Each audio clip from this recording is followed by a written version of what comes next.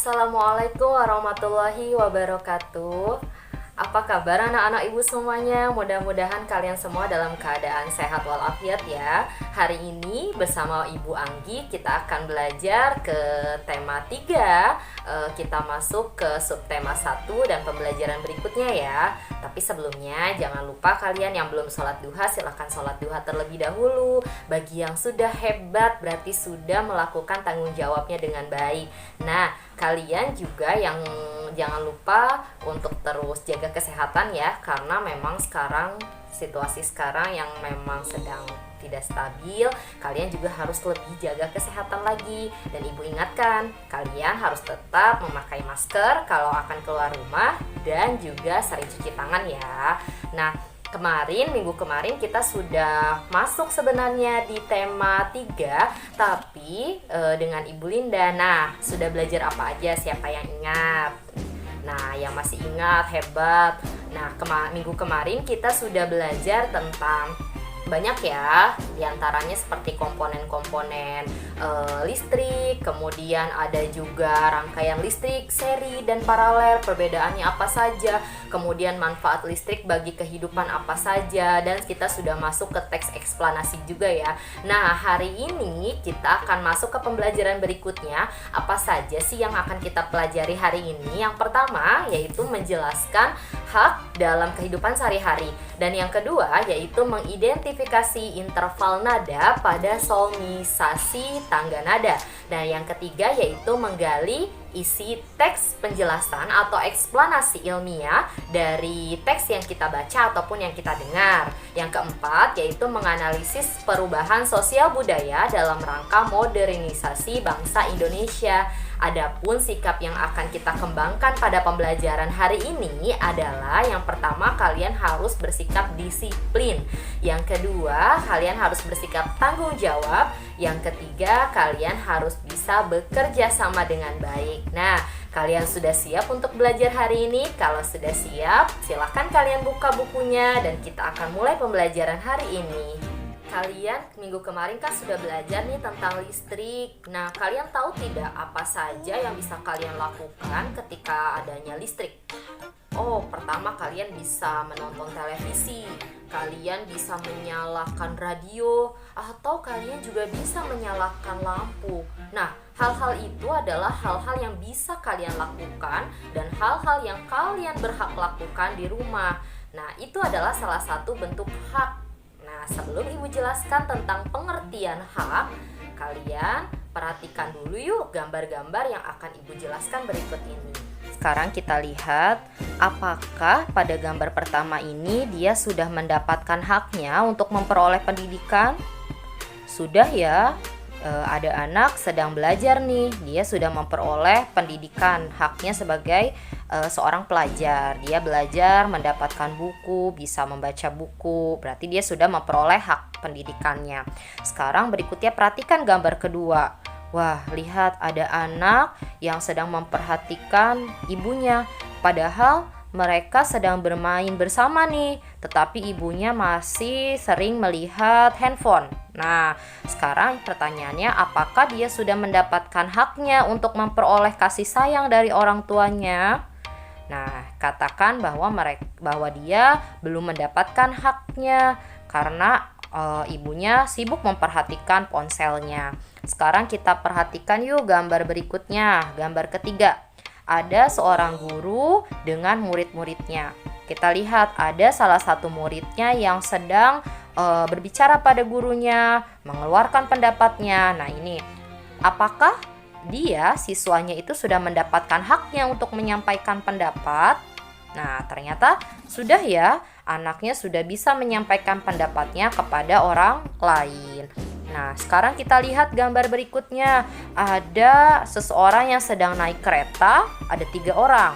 Ada ibu hamil, ada penyandang cacat, atau di sini yang berkebutuhan khusus, dan ada juga yang biasa saja, masyarakat biasa saja. Tapi ternyata kita lihat yang 2 lainnya yang harusnya mendapatkan haknya, apakah sudah mendapatkan haknya? Memperoleh fasilitas yang memang seharusnya. Harusnya kita mendahulukan ibu hamil, dan yang berkebutuhan khusus dulu ya dibandingkan dia yang masih sehat. Tadi adalah contoh dari hak ya. Setiap warga negara Indonesia itu berhak untuk mendapatkan pendidikan, menyampaikan pendapat, hidup aman, serta memperoleh kasih sayang dari lingkungannya. Hak-hak tersebut sangat dipengaruhi loh oleh lingkungan terdekat kita. Apa itu hak? Nah, sekarang kita masuk ke pengertiannya. Hak adalah segala sesuatu yang harus kita dapatkan oleh setiap orang yang telah ada sejak lahir, bahkan sebelum lahir. Jadi kita sudah mendapatkan nih segala sesuatu bahkan sebelum kita lahir ya. Kita bisa hidup nyaman, kita bisa mendapatkan makanan, itu adalah hak kita. Nah, apa itu tanggung jawab? Menurut Kamus Besar Bahasa Indonesia, tanggung jawab adalah keadaan di mana wajib menanggung segala sesuatu, sehingga berkewajiban menanggung, memikul jawab, menanggung segala sesuatunya, atau memberikan jawab dan menanggung akibatnya. Jadi kita berani nih untuk melakukan tanggung jawab, itu berarti berkewajiban menanggung dan menjawab, memberikan jawab. Nah, sekarang kita bisa lihat nih, perhatikan teks di bawah ini. Ani adalah putra bapak dan ibu Yakob. Pak Yakob menyekolahkan Ani di sebuah sekolah yang cukup ternama di desanya. Pak Yakob memenuhi semua kebutuhan sekolah Ani, seperti buku-buku, seragam sekolah, serta peralatan lainnya. Bu Yakob juga selalu membuat bekal makanan sehat untuk Ani di sekolah. Ani sangat bersyukur dengan perhatian ayah dan ibunya. Ia selalu mematuhi nasihat ayah ibu. Ani juga rajin sekolah, rajin belajar, dan mengerjakan tugas sekolah tanpa perlu diingatkan. Ani kemudian selalu naik kelas dengan nilai yang memuaskan. Bapak dan ibu Yakob sangat bangga dengan Ani. Sekarang kita perhatikan yuk. Nah, ada tantangan buat kalian yang harus kalian kerjakan di buku tulis. Yang pertama, sebutkan hak Ani dalam cerita tersebut apa saja. Kalian tuliskan ya. Yang kedua, apakah Ani telah mendapatkan haknya? Yang ketiga, apa manfaat hak tersebut bagi masa depan Ani? Yang keempat, apakah Ani telah bertanggung jawab terhadap hak yang telah ia dapatkan? Jelaskan dan berikan contoh. Yang kelima, apa yang akan terjadi jika Ani tidak bertanggung jawab terhadap haknya? Jelaskan dan berikan contohnya. Nah, ini kalian tulis ya di buku tulis dan jawab pertanyaannya dengan baik. Kerjakan tantangannya dengan semangat ya. Salah satu hak yang bisa kalian dapatkan adalah memperoleh informasi, atau kalian bisa melihat acara-acara hiburan yang ada di televisi. Biasanya di acara hiburan yang ada di televisi ataupun radio itu adanya acara musik. Nah, pada acara musik biasanya ditayangkan atau diperdengarkan lagu-lagu daerah. Kemarin kalian sudah mempraktikkan nih bernyanyi lagu Apuse. Siapa yang masih ingat lagu Apuse? Nah, kalian sudah menyanyikannya dengan baik. Hebat semuanya. Bagi yang belum mengumpulkan, kalian bisa mulai kumpulkan ya. Nah, kalau kalian sudah ingat tentang lagu Apuse, kalian pasti ketika bernyanyi itu harus memperhatikan beberapa hal. Nah, diantaranya ada nada. Nah, nada dasar dan interval nada itu kita akan pelajari nih saat ini. Setelah kalian bernyanyi dengan baik, pastikan memperhatikan tuh intervalnya seperti apa. Apa sih itu nada? Nah, apa sih itu interval nada? Nada adalah bunyi yang frekuensinya teratur. Sedangkan pada nada itu sendiri itu ada nada yang rendah, ada juga nada yang tinggi. Nah, apa sih itu interval nada? Dari katanya interval. Interval itu adalah jarak. Jadi interval nada adalah jarak nada, jadi jarak antara satu nada dengan nada yang lainnya. Nah, dalam interval nada itu ada yang jaraknya 1 dan ada yang jaraknya setengah. Nah, Ibu akan jelaskan interval nada pada sebuah lagu, pada solmisasi itu apa saja sih. Nah, perhatikan dengan baik ya. Nah, di sini Ibu sudah punya tangga nada dan intervalnya. Di sini ada dari angka nih 1, 2, 3, 4, 5, 6, 7, 1 lagi. Apa sih ini dibacanya? Nah, kita baca ya. Do, re, mi, fa, sol, la, si, do. Ini adalah namanya solmisasi ya. Dari mulai do, re, mi, fa, sol, la, si, do dilambangkan dengan huruf. Nah, hurufnya apa aja? Kita bisa lihat nih. Ada C, kuncinya ya. Ini kuncinya. Ada kunci C, D, E, F, G, A, B, C ya. Ini ada kuncinya. Nah, di sini kita akan perhatikan, loh kok Bu ada angkanya ya. Nah, ini angkanya adalah jaraknya atau intervalnya yang kita akan pelajari. Nah, pada sebuah nada ini interval yang pada dasarnya ya. Kita lihat dari do ke re. Dari do ke re itu memiliki jaraknya adalah 1 ya. Jaraknya adalah 1. Sedangkan kita perhatikan dari re ke mi. Dari re ke mi itu memiliki jarak atau interval nadanya juga 1 ya. Kemudian dari mi ke fa ternyata interval nadanya adalah setengah. Kemudian dari fa ke sol itu intervalnya 1, dari sol ke la intervalnya 1, kemudian dari la ke si intervalnya 1, dan dari si ke do tinggi itu adalah setengah. Nah, di sini ini adalah interval atau jarak nada yang pada nada dasarnya. Kemudian kalian bisa ingat berarti jaraknya itu dari do ketemu lagi ke do tinggi. Ini umumnya adalah 1, 1, setengah, 1, 1, 1, setengah. Nah, kalau kalian sudah memahami nih jarak intervalnya, Ibu akan jelaskan interval nadanya jaraknya berapa aja sih, nada apa saja. Kan tadi sudah nih interval do ke re 1, nah yang re ke mi 1, mi ke fa setengah, dan ada lagi selain jaraknya 1 dan setengah ternyata ada lagi jarak nada atau interval nadanya yang 1,5 dan 2. Apa saja yuk? Kita perhatikan tabel yang akan Ibu sajikan berikut ini ya. Interval nada dari tabel yang sudah Ibu buat nih. Di sini ada yang jaraknya 1 nada dan jaraknya setengah nada. Tadi Ibu sudah menjelaskan nih tentang interval nada dari do sampai do lagi. Nah, lihat yang jaraknya 1 nada dari do ke re, dari re ke mi, dari fa ke sol, dari sol ke la, dari la ke si, itu adalah jaraknya 1 nada. Sedangkan yang jaraknya setengah nada tadi kalian sudah perhatikan, dari mi ke fa itu setengah, dari si ke do tinggi itu juga setengah. Sekarang perhatikan lagi nih, ada tadi Ibu sebutkan jaraknya ada juga yang 1,5 nada dan jaraknya 2 nada. Kita perhatikan jarak 1,5 nada itu contohnya dari re ke fa, dari mi ke sol, dari la ke do tinggi. Kemudian ada yang jaraknya 2 nada, dari do ke mi, dari fa ke la, dari sol ke si. Nah, itu adalah jarak nada atau interval nada. Ada jarak yang 1, ada yang setengah, ada yang 1,5, dan ada yang 2 ya.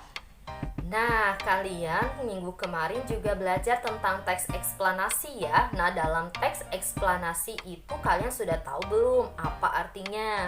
Nah, teks eksplanasi ilmiah adalah teks yang menerangkan suatu proses yang bersifat ilmu pengetahuan.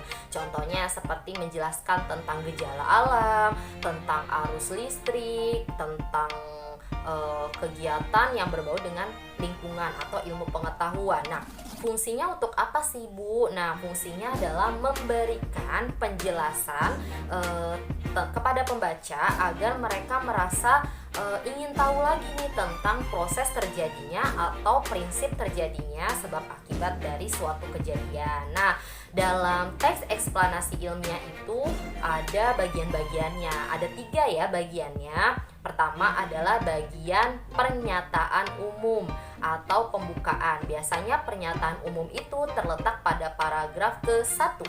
Nah, kemudian yang kedua ada deretan penjelas. Deretan penjelas itu biasanya juga disebut dengan isi. Makanya biasanya letaknya ada di paragraf kedua dan seterusnya, tergantung jumlah paragrafnya. Dan yang ketiga adalah kesimpulan atau simpulan atau biasa disebut dengan penutup. Itu adalah biasanya terletak di akhir paragraf atau paragraf terakhir. Nah, itu adalah bagian-bagian dari teks eksplanasi. Sekarang Ibu juga punya teks nih eksplanasi. Tapi sebelumnya Ibu mau bertanya, kalian tahu tidak siapa penemu bola lampu pijar?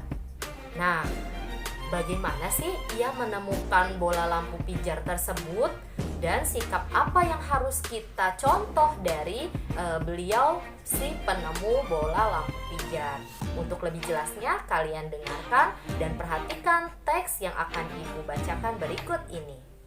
Perhatikan teks berikut ini ya. Teks eksplanasinya berjudul Thomas Alva Edison, sang penemu bola lampu pijar. Paragraf pertama ya. Pernahkah terbayang olehmu hidup tanpa penerangan? Setelah matahari terbenam, tentu akan sulit melakukan kegiatan di luar rumah karena lingkungan yang gelap gulita. Kegiatan di dalam rumah mungkin juga terbatas. Kita patut mensyukuri salah satu penemuan besar yang mengubah dunia, penemuan bola lampu pijar oleh Thomas Alva Edison. Thomas Alva Edison lahir di Milan, Ohio pada tanggal 11 Februari 1847. Ia tidak pernah menyelesaikan pendidikan resmi di sekolah. Ia hanya sempat bersekolah selama 3 bulan. Edison diajak oleh ibunya di rumah. Walaupun tidak mengikuti pendidikan formal, terlihat bahwa Edison memiliki rasa ingin tahu yang sangat tinggi. Di usia 11 tahun, Edison sudah dapat membuat telegraf sederhana. Di usia 12 tahun, ia memanfaatkan waktu luangnya untuk membaca literatur dan melakukan berbagai percobaan. Pada tahun 1861, ia dapat mencetak koran. Koran terbitannya yaitu Weekly Herald, laris terjual. Ia melihat dunia butuh penerangan. Ia menghabiskan waktunya selama 2 tahun serta dana yang cukup besar untuk mengembangkan penemuannya. Melalui kerja kerasnya, pada tanggal 21 Oktober 1879, lahirlah lampu pijar listrik pertama yang dapat menyala selama 40 jam. Kegigihan Thomas Alva Edison memberikan hal baru bagi dunia. Rasa ingin tahunya yang tinggi dan sikap pantang menyerahnya mampu mengubah dunia menjadi lebih baik. Ini adalah salah satu teks eksplanasi ilmiah tentang penemuan bola lampu pijar. Nah, sekarang kita identifikasi yuk informasi apa saja yang terkandung dalam teks eksplanasi. Kita lihat nih, yang tadi kita sudah baca paragraf pertama ya, yang pertama awal itu disebut dengan topik masalahnya. Apa yang dibahas pada teks di atas? Nah, kita jawab, yaitu penemuan bola lampu pijar oleh Thomas Alva Edison. Bagian kedua nih, yaitu deretan penjelas atau deret penjelas. Ada di paragraf 2 dan paragraf 3. Tadi deret penjelas itu disebut juga dengan paragraf isinya. Sekarang kita lihat paragraf 2. Siapakah Thomas Alva Edison itu? Nah, Thomas Alva Edison lahir di Milan pada tanggal 11 Februari 1847. Itu untuk paragraf kedua, deret penjelasnya. Yang ketiga, paragraf ketiga, deret penjelasnya. Bagaimana Thomas Alva Edison menemukan bola lampu pijar? Tadi dijelaskan, ia menghabiskan waktu selama 2 tahun dengan dana yang cukup besar dan akhirnya pada tanggal 21 Oktober 1879 ia berhasil melahirkan bola lampu pijar listrik pertama yang bisa menyala selama 40 jam. Nah, untuk deretan penjelas ini, deret penjelas itu tergantung pada jumlah paragraf ya. Kalau misalnya seperti tadi kita ada 4 paragraf, berarti paragraf pertama adalah pernyataan umum, paragraf 2 dan 3 adalah isinya atau deret penjelas, dan yang paragraf keempat adalah kesimpulan. Kalau paragrafnya ada 5, berarti deret penjelasnya ada 3 ya, seperti itu ya. Nah, sekarang kita masuk ke paragraf 4, kesimpulan atau pesan yang terdapat dalam teks. Apa yang dapat kamu simpulkan tentang sikap Thomas Alva Edison? Nah, bahwa Thomas Alva Edison itu memiliki rasa ingin tahu yang tinggi dan sikap pantang menyerah, sehingga dia mampu mengubah dunia menjadi lebih baik dengan adanya penemuan bola lampu pijar. Nah, itu adalah kesimpulannya. Biasanya letaknya ada di akhir paragraf. Itu adalah teks eksplanasi ilmiah ya. Kalian sudah menyimak teks eksplanasi ilmiah tadi. Nah, menurut kalian, sekarang kalian bayangkan bagaimana kehidupan masyarakat jika tidak ada atau sebelum adanya bola lampu pijar. Dan yang sekarang nih sudah ada bola lampu pijar. Apa yang ada di pikiran kalian? Nah, kehidupan masyarakat pastinya berubah ya. Yang tadinya ketika malam hari masyarakat belum ada bola lampu, mereka menggunakan lampu minyak, ya kan? Nah, yang biasanya setelah matahari terbenam benar-benar gelap, keadaan lingkungannya hanya ada lampu minyak dan itu pun terbatas jumlahnya. Nah, sekarang kehidupan sekarang sudah canggih, lampu sudah banyak, penerangan juga banyak. Pada malam hari kita tidak perlu takut untuk keluar rumah karena ada lampu jalanan di setiap jalanan. Nah, itu adalah salah satu perubahan ya sosial budaya yang ada di lingkungan. Dengan adanya bola lampu pijar itu bisa memanfaatkan terjadi perubahan yang tadinya masyarakat menggunakan bola lampunya adalah lampu dari lampu minyak, sekarang sudah menggunakan lampu biasa atau bola lampu pijar. Kalian yang mungkin orang tua kalian dulu mengalami pakai lampu minyak, belajar harus gelap, keadaannya lampunya remang-remang ya, maksudnya tidak terlalu terang seperti sekarang. Nah, itu bisa sekarang kalian sudah bisa menikmati lampu dengan baik. Nah, dengan itu berarti kita sudah mendapatkan kemudahan. Dengan adanya kemudahan itu bukan ada alasan lagi nih buat kita, tidak ada alasan bagi manusia untuk menunda segala pekerjaannya ya. Kalian nih di rumah misalnya karena kalian mentang-mentang sudah punya lampu, kalian bebas menggunakannya seenaknya. Tidak juga ya, kalian juga harus menghemat penggunaannya. Kalau tidak digunakan, kalian harus mematikannya. Ketika kalian tidur, alangkah lebih baiknya dimatikan ya, agar lebih hemat listrik. Nah, itu adalah salah satu perubahan sosial budaya nih, dari adanya lampu pijar sebelum adanya lampu pijar dengan yang ada sekarang ini ya. Nah, bagaimana pembelajaran hari ini? Kalian senang? Mudah ya? Kalian bisa menyimaknya dengan baik dan ibu percaya kalian anak-anak yang luar biasa.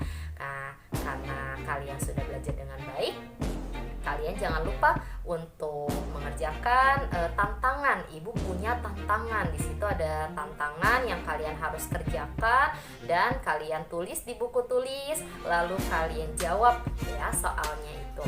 Dan jangan lupa untuk kirimkan fotonya ke wali kelasnya ya. Nah, untuk itu kalian jangan lupa untuk selalu belajar, jaga kesehatan, istirahat yang cukup, dan ibu percaya kalian semua anak-anak yang hebat ya. Terima kasih dari ibu akhiri. Assalamualaikum warahmatullahi wabarakatuh. Sampai jumpa.